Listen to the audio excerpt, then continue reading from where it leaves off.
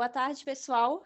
O nosso grupo ele vai apresentar o capítulo 2, o tratamento de dados pessoais, da Lei Geral de Proteção de Dados. O nosso grupo ele é composto por mim, Débora, por Janaína, José, Vanessa, Natan, Stephanie e o Ramon, que ele vai dar continuidade. Boa tarde, pessoal. Eu vou conceituar agora o que é para a Lei Geral de Proteção de Dados, né? É a informação relacionada à pessoa natural identificada ou identificável, tá? Outro conceito importante também para que a gente possa dar sequência na nossa conversa é de dado pessoal sensível, né? Que é todo dado pessoal que, de alguma forma, possa discriminar uma pessoa, como, por exemplo, origem racial, étnica, religiosa, opinião política e etc. Então, com base nesses conceitos, agora a gente vai abrir a discussão aqui sobre os tratamentos de dados pessoais. Pode dar sequência aí, Meu Débora. artigo, ele é o artigo 7, que ele traz o consentimento, né? Que realmente é um dos conceitos mais importantes da lei, né? Porém, ao contrário do que muitos ainda acreditam, né? O consentimento, ele não é obrigatório em todos os casos. É preciso considerar que alguns tratamentos de dados são imprescindíveis, né? Para o cumprimento das obrigações legais dos controladores, de acordo com o seu setor de atuação. Nesses casos, inclusive o consentimento, ele não é necessário. Isso também vale para órgãos de administração pública, quanto o tratamento visar o cumprimento de leis e de políticas públicas. Uma coisa interessante, Débora, é bem isso, né? Que eles têm esse legítimo interesse, né? Ele tem essas brechas na lei, né? Claro. O próprio artigo 10, ele já também trata disso, né? Que fala lá que o controlador, em algumas situações, como tu citou algumas ali, eles podem sim se utilizar desse tratamento de dados pessoais, né? Até para promover a própria atividade dele, né? Interessante. Sim, e também há casos específicos, né, em que o consentimento ele não precisa ser formalmente exigido, como para a execução de contratos ou para exercício regular de direito, como para utilizar dados em uma ação judicial, por exemplo, né? Quando o assunto é tutela da saúde e proteção da vida, o consentimento também não deve ser uma preocupação, né? No caso da saúde, é importante destacar que não a obrigação do consentimento vale apenas para a realização de procedimentos e não em qualquer momento, e para qualquer controlador, operador da área de saúde, né? É preciso considerar ainda os dados pessoais públicos, ou seja, né, amplamente divulgados e de fácil acesso a qualquer indivíduo, que normalmente são referentes às pessoas públicas. Porém, mesmo nessas situações, é preciso considerar e respeitar o fim para o qual elas foram disponibilizadas, assim como manter em mente o princípio de boa-fé. O ideal também é que eles peguem somente os dados estritamente necessários para aquela ação, né? Até para não ficar utilizando dados que nem necessite, né? Para outros deveres, né? Concordo. Pelo artigo 11, ele determina que o consentimento ele tem que ser solicitado de forma clara e específica. Contudo, ele dá algumas exceções. Por exemplo, é informado que, com relação a políticas públicas, não precisa do prévio conhecimento para um consentimento. Por exemplo, teve uma notícia que realizaram e viram que o governo estava puxando dados através do celular para ver quem é que estava furando a quarentena na época do Covid. E por se tratar de uma política pública, sim, é um bom exemplo de uma exceção onde, sem o consentimento da pessoa, eles puxaram um dado público.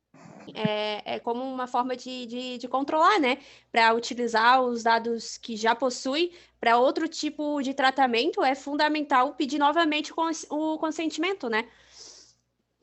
A não ser que o novo tratamento se encaixe em alguma das exceções apresentadas no artigo. Na verdade, eu ia aproveitar para puxar um gancho que estavam falando de saúde para falar sobre o artigo 13, né? Que fala que, na questão de realização de estudos de saúde pública, os órgãos eles podem ter acesso a esses dados pessoais, né, das pessoas relacionadas à saúde. Então, lembrando que, com aquilo que foi falado lá no início, saúde é uma informação, é um dado pessoal sensível, né? Ela pode ser algo que pode ser usado para discriminar uma pessoa, né? Então, toda a tratativa desses dados ela tem que ter cuidados extras, né? E aqui o artigo 13 ele fala justamente desses estudos realizados pelos órgãos de pesquisa, né? Que eles devem ser utilizados estritamente para essa finalidade desses estudos, né? Não pode ser utilizado para nenhuma outra coisa além disso. Sim. Em ambiente controlado e seguro, né? Que é justamente para não haver vazamentos, como a gente teve recentemente o vazamento do Ministério da Saúde,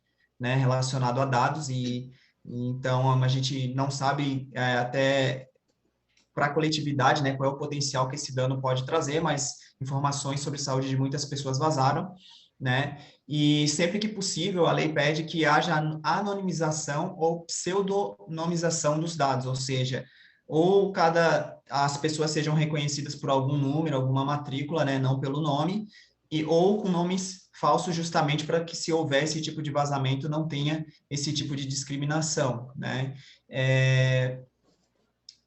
Outro ponto importante aqui também do artigo 13, né, que os órgãos de pesquisa eles não vão poder transferir esses dados para nenhum terceiro tratar. Então, se ele lança a mão desses dados para poder fazer a pesquisa dele, ele não pode delegar para que outra instituição faça. Ele mesmo vai ter que realizar a pesquisa e fazer o tratamento desses dados. Tá? Então, basicamente... Eu também já queria puxar o gancho para o artigo 14, porque também há regras específicas quando se trata de tratamento de dados de criança e adolescente, porque é imprescindível solicitar o consentimento de um dos pais ou do responsável. Ou seja, uma pessoa maior de idade sempre terá que dará o devido consentimento pelo titular quando se trata de criança e adolescente, porque é responsabilidade do controlador assegurar que o consentimento realmente seja fornecido, né? E há duas exceções bastante específicas.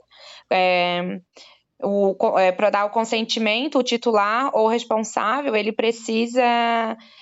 quando há necessidade de entrar em contato com os pais ou com o responsável para criança ou adolescente, ou quando tais dados forem necessários para proteger o titular menor de idade.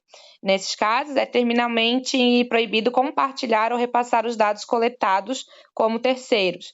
Mesmo que o consentimento final tenha que ser dado por um dos pais ou pelo responsável, ainda assim é importante que a criança ou adolescente entenda do que está sendo pedido. Dados de crianças, adolescentes, também extremamente sensível, né? Existem as exceções, né? São extremamente exceções. Esses dados que são utilizados nas exceções, eles têm que ser estritamente ser coletados e tratados, dados estritamente necessários, e eles também podem sofrer fiscalização, né?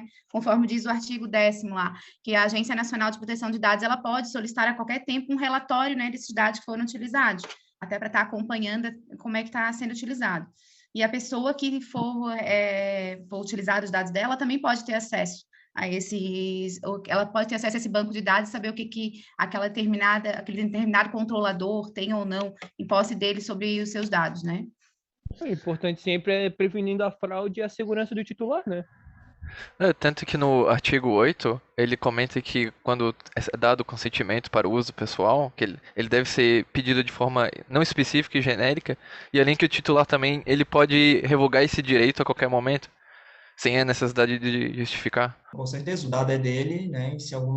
Que nem a lei do arrependimento lá do CDC, né? Se a pessoa comprou alguma coisa e se arrependeu, ela pode voltar atrás. Então, pelo que o Nathan falou, a mesma coisa pode aqui na LGPD, né? Se a pessoa der o consentimento, mas vê que aquilo que ela consentiu não faz mais sentido, ela pode pedir a exclusão dos dados dela. É isso, né, Nathan? Isso mesmo. Referente ali ao consentimento, o término, né, do tratamento de dados, ele pode ser finalizado a qualquer momento com a comunicação do titular. E, na verdade, tem diversas hipóteses, né, que pode dar o término do tratamento desses dados. Pode acontecer quando a sua finalidade ela for alcançada ou os dados deixarem de ser necessários pela empresa que está utilizando. Outro caso é o fim do período de tratamento ou com determinação de uma autoridade nacional em caso de violação. Então, se esse dado ele for violado, ele também vai ocorrer ou por uma determinação de uma autoridade nacional em caso de violação. Então, caso qualquer um dos dados, né, pessoais de uma pessoa for violado pela empresa, também ocorrerá o término do tratamento desse dado. O tratamento de dados, ele possui um ciclo de ações. Ele inicia na coleta e se encerra na eliminação das informações. Esse ciclo, ele se dá pela coleta, pela retenção, pelo processamento, compartilhamento e eliminação.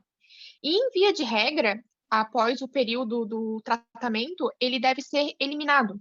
Porém, ali, como cita no artigo 16 da LGPD, a sua conservação é autorizada em algumas finalidades, né? Como cumprimento de obrigação legal pela empresa, né?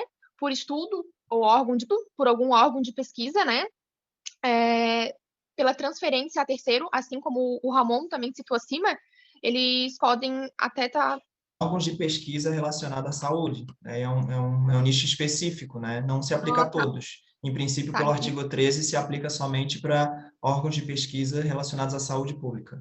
Até porque os dados têm que ser estritamente para aquela finalidade, né? Então, cada um vai ter que, se for para a saúde, ele vai ter que pegar alguns dados específicos. Ele não vai interessar saber qual é o nome do cachorro, da avó, do tio, senão ele não precisa para aquele dado em específico. Então, ele não pode terceirizar uma informação, por exemplo.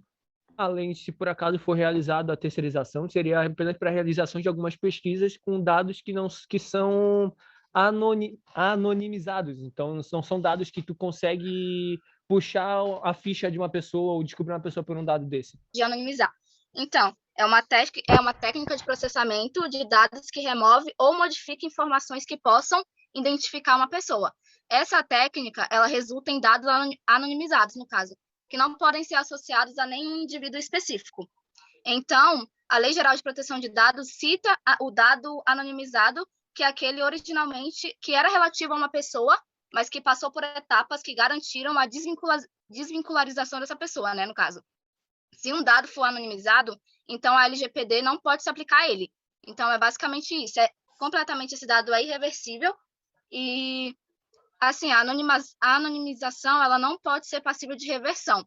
A lei ela determina que a reversão não pode ser passível com esforços razoáveis. Então, precisa ter uma tecnologia para conseguir reverter essa anonimização. Teria que ter ferramentas específicas para isso. Então, caso fique comprovado que não é possível identificar os titulares desses dados, eles são considerados anônimos. Se o controlador criptografar, digamos assim, um exemplo, dados pessoais, mas tiver uma chave de criptografia, aí trata-se de um processo facilmente reversível. Mas isso seria outro caso. No geral, é importante frisar que é irreversível os dados anonimizados. Ali no artigo 13, né, apesar de ele mencionar que é desejável, né, a gente vai ver que muitas vezes não é feito, né, por exemplo, esse último vazamento do Ministério da Saúde não estavam anonimizados os dados, então, se tivesse sido feito, provavelmente teria diminuído mais o impacto, né, do que aconteceu, né, e basicamente são ações aí que a Ingrid explicou que são extremamente importantes para proteger o dono dos dados, né. Sim. Tanto é que os dados anonimizados, eles não são considerados dados pessoais, né? Então, eles também não são protegidos pelas diretrizes regulares da LGPD. Isso é também um ponto importante para frisar, mas, realmente, cada um tem a sua particularidade. Quanto mais sensível o dado, mais camadas de proteção a lei vai colocando para proteger esses dados, né? Então, realmente. Acho que, pegando tudo que a gente falou aqui, para mim, é uma das maiores lições, né? Claro, cada área, por exemplo, saúde tem uma particularidade, a Stephanie falou sobre adolescentes, crianças, são outras particularidades, mas sempre quanto mais sensível, maior é a camada de proteção que a lei coloca. Então, acho que esse seria o resumo aí do nosso capítulo, né? Não sei se... Então, é isso, meu povo. Então, finalizamos por aqui.